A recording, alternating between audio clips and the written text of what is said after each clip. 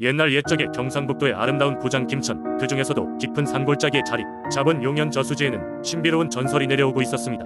이 전설은 오랜 세월 동안 마을 사람들 사이에서 소중히 전해져 내려왔습니다. 이야기의 시작은 수백 년 전 이 지역이 아직 개발되지 않아 자연 그대로의 모습을 간직하고 있었던 시기로 거슬러 올라갑니다. 용현 저수지가 위치한 자리는 과거 푸르른 숲과 맑은 샘이 있던 곳으로 이곳에는 마을 사람들에게 존경받는 주술사가 살고 있었습니다. 주술사는 하늘과 땅 그리고 자연과 대화를 나눌 수 있는 특별한 능력을 지닌 분이었지요. 그의 능력 덕분에 마을 사람들은 풍년과 평화를 누릴 수 있었습니다. 어느 여름날 하늘이 변덕스러워져 연일비가 내리기 시작했습니다. 처음에는 반가운 마음으로 비를 맞이했으나 비가 그칠 줄 모르고 며칠째 이어지자 점차 사람들은 불안해지기 시작했습니다. 강이 넘치고 밭이 물에 잠기며 마을은 큰 위기에 처했습니다. 마을 사람들은 주술사를 찾아가 도움을 청했습니다. 주술사는 용현 저수지로 가서 며칠간 기도를 드렸습니다. 그러던 중 저수지 중턱에서 커다란 물고기 한 마리가 뛰어오르며 주술사의 눈앞에 나타났습니다.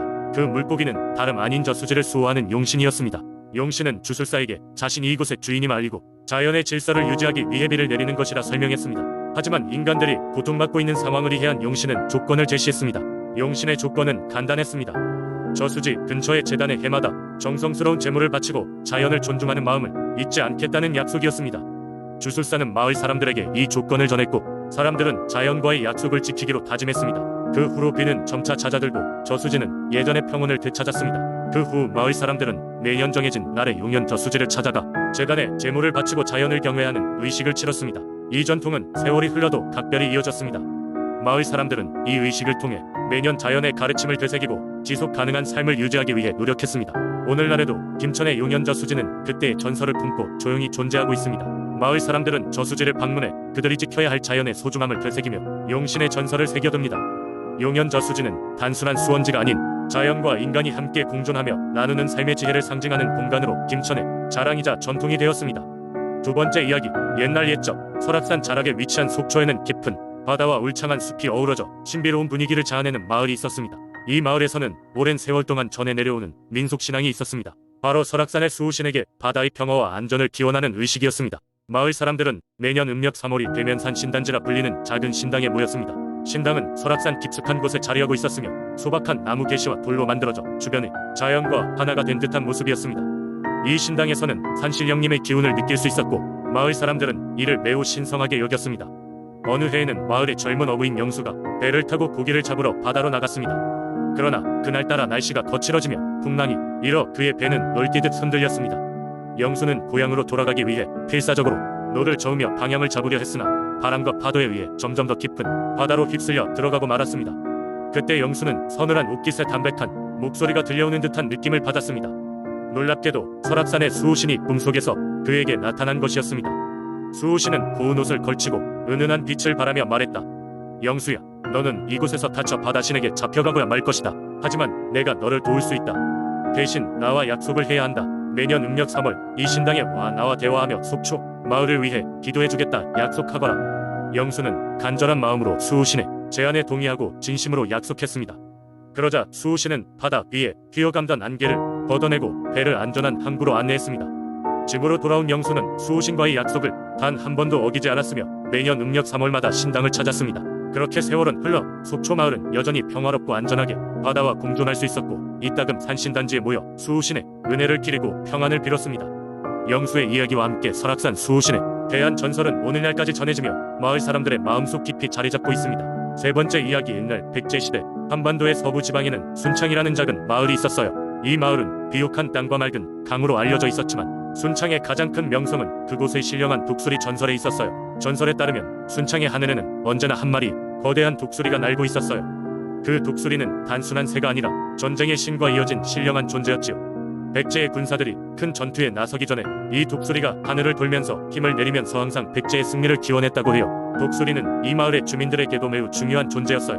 마을 사람들은 독수리가 하늘을 날면 풍작을 의미하며 비가 부족할 때는 독수리가 강가에 나타나 강둑에 자취를 남겨주곤 했다고 해요. 그 자취를 따라 비가 내렸고 마을은 다시 한번 번성했어요. 그러던 어느 날 백제의 군사들이 고구려와 큰 전투를 벌이게 되었어요. 이 전투는 백제의 운명을 좌우할 만큼 중요한 전투였답니다. 하지만 이번에는 독수리가 나타나지 않았어요.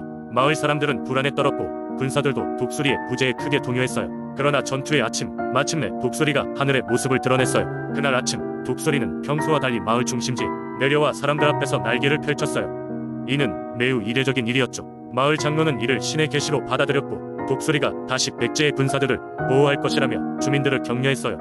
그날 독수리는 숨겨진 날개에 감춰둔 텔런지에서 빛을 발하며 꼭대기를 돌았어요. 백제의 군사들은 용기를 내어 고구려와의 전투에 나갔고 결국 독수리의 가호 아래에서 큰 승리를 거두었다고 해요.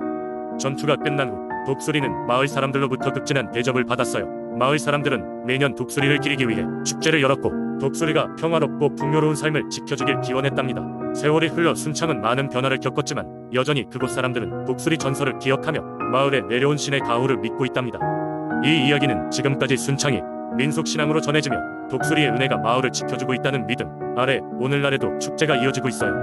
네 번째 이야기. 옛날 옛적 강원도 삼척의 작은 어촌 마을에는 마을 주민들의 생활을 책임지는 해녀들이 있었다. 그 중에서도 가장 유명한 해녀는 이름이 해림이었는데 그녀는 평범한 해녀들과는 다른 특별한 능력을 가지고 있었다고 전해진다. 해림이 아직 아기일 때 그녀의 부모님은 어린 해림을 잠시 바다에 내려놓은 적이 있었다. 그런데 그녀는 아주 자연스럽게 물 위에 떠올랐고 금세 바닷물이 주위를 감싸 안는 것처럼 보였다. 마을 사람들은 이 광경을 보고 신기해하면서도 조금 무섭기도 했지만 그녀가 자라는 동안 어떤 특별한 일이 일어나지 않았기에 모두 이 일을 잊어버렸다. 그런데 해림이 16세가 되었을 때 마을에는 큰 변화가 찾아왔다. 그 해에는 유난히도 파도가 거세고 고기도 잘 잡히지 않아서 마을 사람들이 큰 고민에 빠졌다. 그러던 어느 날 밤 해림은 꿈속에서 푸른 빛의 여신을 만났다. 여신은 아름다운 목소리로 내 사랑하는 딸아, 내가 나의 목소리를 듣고 있다니 기쁘구나. 난 삼척 바다를 지키는 여신이란다. 내 안에는 바다의 힘이 깃들어 있단다. 오늘 밤 너의 능력을 사용하여 마을을 구하렴 이라고 속삭였다. 잠에서 깨어난 해림은 자신이 무언가 특별한 힘을 가지고 있다는 것을 직감했고 다음날 해녀들을 이끌고 바다로 나갔다. 바다로 나가 그녀는 여신의 목소리를 다시 들었고 그대로 따랐다. 그녀는 바다의 소리를 들으며 물고기들이 모여있는 장소를 찾아냈다. 해림의 안내에 따라 해녀들은 풍요로운 수확을 올렸고 마을에 다시 평화로운 일상이 찾아왔다. 해림은 그 후로도 여신의 목소리를 들을 수 있었고 마을의 수호신과도 같은 역할을 해냈다. 사람들은 해림을 더없이 소중히 여기게 되었고 감사를 표하기 위해 바다 여신에게 제사를 지내며 마을의 번영을 기원했다.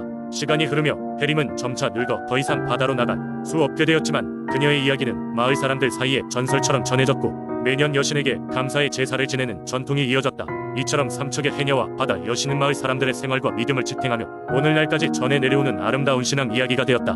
다섯 번째 이야기. 옛날 옛적 전라남도 담양에는 울창한 대나무 숲이 자리 잡고 있었다. 그곳은 마치 살아 숨쉬는 생명체와도 같아 계절마다 변화하는 경이로움을 보여주었다. 이 신비로운 대나무 숲에는 특별한 이야기가 전해 내려오고 있었으니 그것은 바로 푸른 대나무 신화였다. 명탐정처럼 날카로운 눈을 가진 이들은 알 수 있었다. 이곳의 대나무는 그 자체로 신앙의 대상이었으며 촉촉한 바람에 따라 흔들리는 대나무 잎사귀들은 마치 무언가를 속삭이는 듯했다. 마을 사람들은 예로부터 이곳 대나무 숲을 신성하게 여겨 누구도 함부로 그 안으로 들어가지 않았다. 왜냐하면 이곳에는 한 영험한 존재가 살고 있다고 전해졌기 때문이다. 그 존재는 바로 푸른 대나무의 수호자, 흔히 청죽이라 불렀다. 전설에 따르면 청죽은 대나무의 영혼이 모여 형성된 고결한 기운으로 마치 인간의 형상을 한 채 대나무 숲을 배회한다고 했다.